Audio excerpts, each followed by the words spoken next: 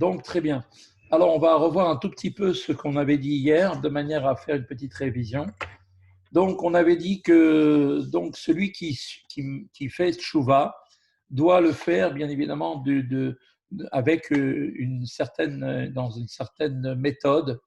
Et on avait expliqué que la méditation profonde euh, doit être faite pour pouvoir comprendre qu'effectivement, il ne suffit pas simplement de regretter la faute que l'on a faite, mais qu'il est nécessaire de réparer cette faute. Et l'Admorazaken nous avait expliqué que après avoir médité profondément, donc une méditation profonde de l'esprit sur tout ce que nous avions dit, la situation de l'âme et de sa source, qui sont maintenant dignes de pitié concernant les conséquences qui font les frais des conséquences de ces fautes, des fautes personnelles, eh bien, on pourra demander à ce moment-là, une fois qu'on aura fait tous ces comptes, eh bien, on aura la possibilité de demander pour toutes, donc de demander en vérité du fond de son cœur que Dieu nous pardonne dans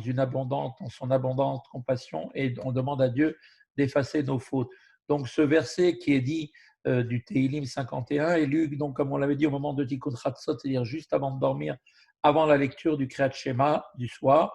Et à ce moment-là, donc, cette prière est en fait liée, bien sûr, à la réflexion profonde, une introspection, donc avec un bilan qui va être fait,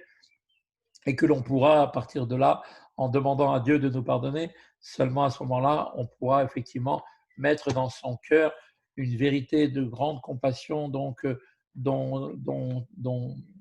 demande à Dieu, qui se trouve dans notre âme et qui se trouve dans sa source, soit pris en pitié pour les ramener à leur place. Et on demandera donc, pour éveiller cette compassion suprême, de faire appel, comme on avait dit, aux 13 attributs de miséricorde, qui ces 13 attributs de miséricorde relèvent de la pointe du Yud qui représente la volonté divine. Donc, quand quelqu'un a fait une faute, eh bien, on a vu qu'il touche à la volonté de Dieu, puisque la volonté de Dieu, c'est que nous accomplissions les 613 commandements sans aucune exception, que ce soit les commandements négatifs et positifs. Il est important pour nous de les faire, et que quand quelqu'un, malheureusement, ne fait pas un commandement positif, par exemple comme le Kriyat Shema, mettre les tefilines, mettre les tzitzit,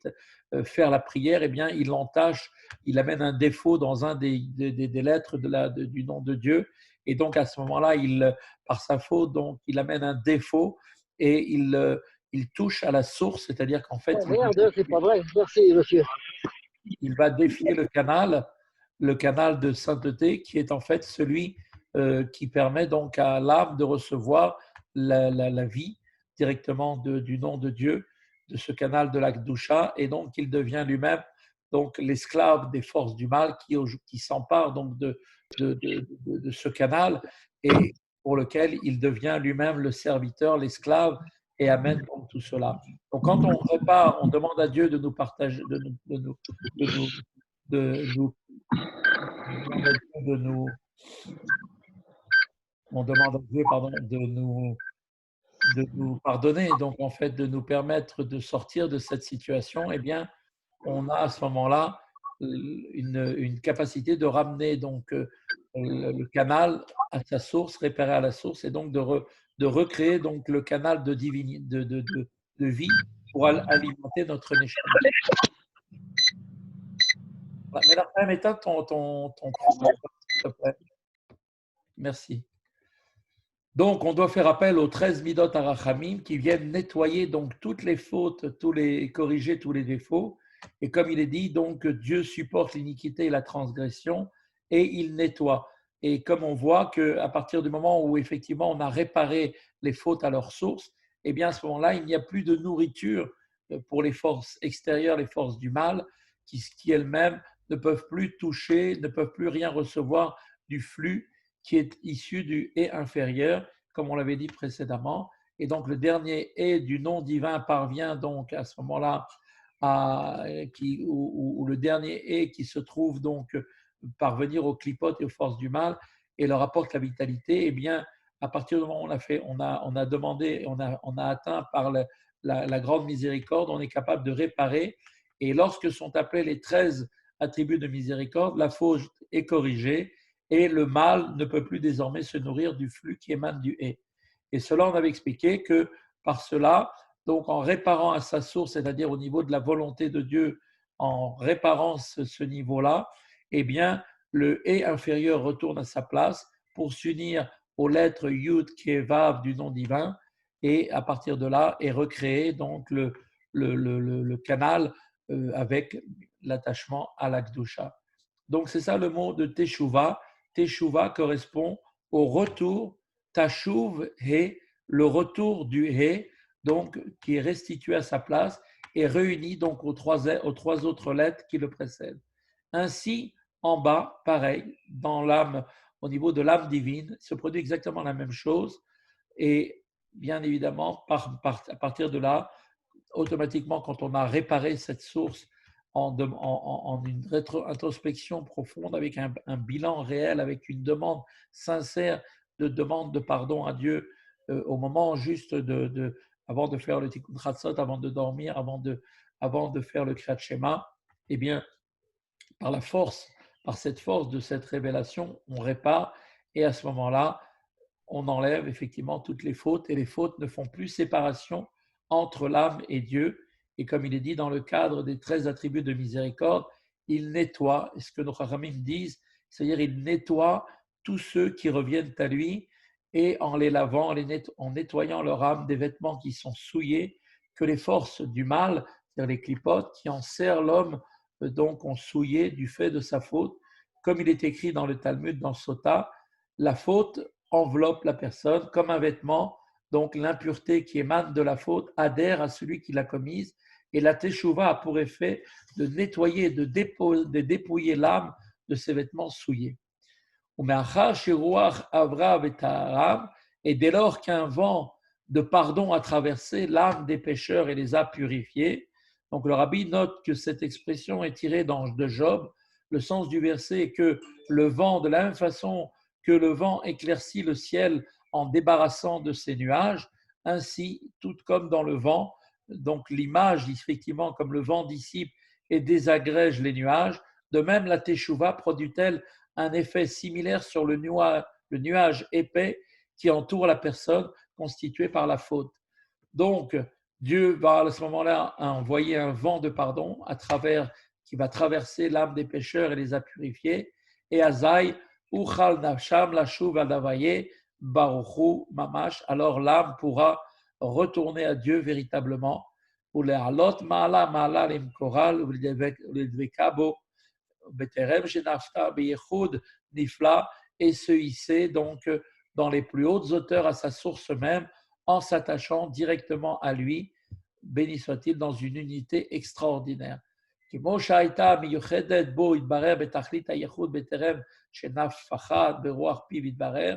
Tout comme l'âme était unie à lui dans une parfaite unité avant même qu'elle ne soit insufflée par le souffle de sa bouche. Car on sait que le souffle, tant qu'il n'est pas soufflé, fait partie intégrante de la partie la plus profonde de la personne qui souffle. Donc à cette image, l'âme qui vient du souffle de Dieu, eh bien, est complètement,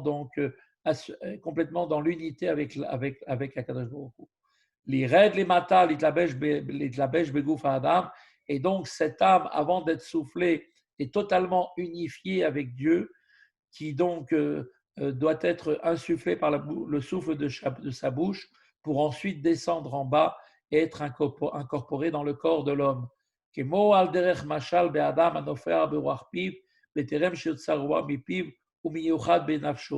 Tout comme pour prendre l'image d'un homme qui souffle de sa bouche, avant que le souffle soit exalté à l'extérieur, eh bien ce souffle ne fait que un avec la personne. Ainsi, l'âme était-elle unie dans une unité parfaite avec Dieu avant d'être soufflée dans le corps de l'homme, et c'est la même unité qu'elle retrouvera après la Teshuvah. Vezoit Teshuvah Shlema, et c'est là un parfait retour de Teshuvah. והנה בחינת ייחוד זה ותשובה זו היא בחינת תשובה הילאה שלאחר תשובת התא. Et cette unité-là, donc l'unité où on dit que l'âme revient comme elle était à sa source même avant d'avoir été soufflée dans le corps, eh bien cette unité parfaite de l'âme avec Dieu qui ne fait qu'un avec lui comme avant sa descente ici-bas, et ce retour cette teshuva sont le degré de la teshuva supérieure qui fait suite à la teshuva inférieure. Donc, on voit ici qu'il y a donc deux étapes. Premier niveau, la teshuva, d'abord, cela doit commencer par la teshuva inférieure, c'est-à-dire que la personne doit bien sûr regretter la faute qu'il a faite, mais maintenant, pas seulement s'en arrêter là, mais faire une véritable bilan, une véritable introspection et donc réfléchir véritablement à sa situation telle qu'il se trouve, donc séparé des forces du bien et donc être complètement alimenté par les forces du mal, et que tout le canal de vitalité qui lui provenait directement du nom de Dieu Yudke Vavke, du dernier est maintenant détourné pour les forces du mal, et qu'à partir du moment où il a fait Teshuvah et qu'il a décidé de ne plus donner cours et écouter le mal qui lui demande de refaire la faute, et que quand il se retrouve dans la même situation qu'avant, face à la même erreur qu'il pourrait commettre, eh bien là, il ne la fait pas. À ce moment-là, il a la possibilité de demander au moment, donc avant de dormir, de faire ce bilan en demandant à Dieu de lui pardonner et de faire appel à la miséricorde de Dieu pour réparer à la source. Une fois qu'on a réparé à ce stade-là, donc on a rétabli le lien et le canal de Gdusha, de la vie qui descend du domaine de la Gdusha, alimente à nouveau l'âme et il se sépare du mal et fait en sorte que le mal soit totalement anéanti. Et ensuite, il a ensuite un deuxième effet qui se réalise, c'est cet effet de ce qu'on appelle le degré de la teshuva supérieure qui fait suite à la première teshuva inférieure, où là, il revient à une unité parfaite de l'âme avec Dieu, telle qu'elle était avant même d'avoir été soufflée dans son corps, et qui fait suite donc effectivement à ce degré de teshuva supérieure. Et Moshikatu Bezohar Akadosh, et comme l'explique le Zohar Akadosh, dans le Raya Mehemna, qui est le passouk, qui est la partie profonde du Zohar, Parashat Naso, qui nous rapporte là-bas dans la Parashat Naso, les Tshuva Ilaha, Idasek Beoraita, Bedechilu Berechimu, les Kutshabrichu, que qu'est-ce que représente l'union supérieure, le retour de la Teshuva supérieure, eh bien, consiste en fait à se consacrer à l'étude de la Torah avec crainte et amour d'Akadosh Baruch Hu. Beyu, c'est-à-dire Ben Yudke, c'est-à-dire de devenir le fils, si on peut dire le fils de Yudke, le fils de Yudke, le Yud et le Ke étant les premières lettres du nom de Dieu. Et quand vous regardez le mot Bina, Bina, qui veut dire en fait la connaissance, mais elle veut dire aussi un peu, on peut partager ce mot en deux et faire Ben Yudke, devenir le fils de Yudke, c'est-à-dire comme on avait expliqué, Bina correspond au degré de la Teshuvah supérieure, le retour du Et supérieur, puisque vous avez, comme vous le savez, dans le nom Yudke Vavke, il y a d'abord un Et qui se trouve en haut à côté du Yud et le Et qui se trouve après, en bas, qui se trouve après le Vav. Et bien là, quand on fait Teshuvah à ce stade-là, par l'étude de la Torah avec crainte et amour, eh bien on rétablit le niveau du He d'en haut, qui lui-même est en même temps donc lié avec Bina. Bina qui veut dire donc le fils de Yudke, c'est-à-dire que Bina en fait, le Ben, le fils, c'est-à-dire les sentiments qui vont ressortir de Yudke, que sont, comme on avait expliqué, Chochma et Bina, vont permettre le père et la mère de donner naissance à des émotions d'amour et de crainte de Dieu, représentées par la lettre Vav, qui sont engendrées par qui? Par les facultés intellectuelles de Chochma et de Bina, lesquelles correspondent respectivement au Yud et au He du nom de Dieu, les premières lettres. Et comme on avait expliqué, qu'à partir de l'étude de la Torah, avec sincérité et avec une étude par amour et par crainte de Dieu, eh bien, on est capable d'engendrer par nos facultés intellectuelles un sentiment, une émotion d'amour et de crainte pour Dieu. Et la supériorité des personnes qui sont des Baalei Tshuva, c'est-à-dire des gens qui sont des gens qui se repentent, eh bien, sont supérieures, comme il est dit, à celles des justes parfaits, en cela que effectivement ils sont capables de pouvoir atteindre un niveau d'amour et de crainte de Dieu que même les plus grandes sadikim ne sont pas capables d'atteindre, car eux, ayant goûté le mal, ayant été dans les niveaux les plus bas du mal, ont été capables de sortir de ce mal et de retrouver, de se réunir à nouveau avec la sainteté. Ça même, c'est la supériorité des Baal et Tchouva, qui eux ont la capacité de dépasser par les forces qui leur sont données pour revenir à Dieu, ce que même les tzadikim geburim ne sont pas capables de faire. Bezora Kadosh, comme cela est écrit pour la référence dans le Zohar, le Saint Zohar, Parashat Chaye Sarah, qui nous explique là-bas, les repentants, comme il est marqué, ceux qui font Teshuvah, sont portés par un désir du cœur beaucoup plus intense et avec plus de force que celui pour se rapprocher du roi que peuvent effectivement ressentir ceux qui sont appelés les tzadikim gemorim, les tzadikim parfaits. Voilà, donc le repentant ici se distingue en cela qu'il recherche Dieu avec une soif et avec une force beaucoup plus intense que le juste parfait. Voilà, c'est là le cours d'aujourd'hui, un peu